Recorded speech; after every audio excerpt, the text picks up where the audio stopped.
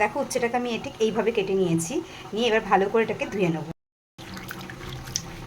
দিয়ে নিচ্ছি, হলুদ দিচ্ছি, দিয়ে ভালো করে মেখে রাখবো।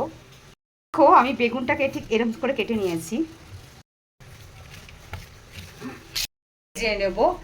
বেগুনটাকে ভেজে নিচ্ছি, ভাজা হয়ে গেছে, আমি এবার তুলে নেব। ভেজে নিচ্ছি। দেখো উচ্ছেটাকে নুন হলুদ মাখিয়ে রেখেছিলাম, তো এরকম চিপে চিপে দিলে ওর তেতোটা কম লাগবে। এটা আমার ভাজা হয়ে গেছে, এবার আমি এর মধ্যে বেগুনটা দিয়ে দিচ্ছি। বেগুনটা দিয়ে দিলাম। এবার নারকেলের দুধ দিচ্ছি আমি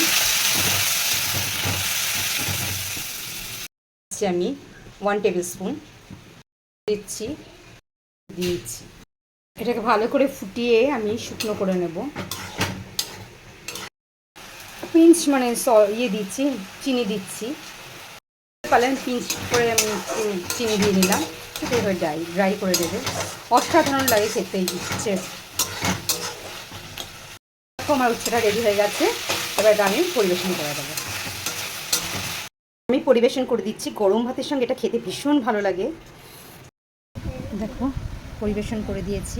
গরম ভাতের সাথে প্রথমে এটা খেতে খুব ভালো লাগবে।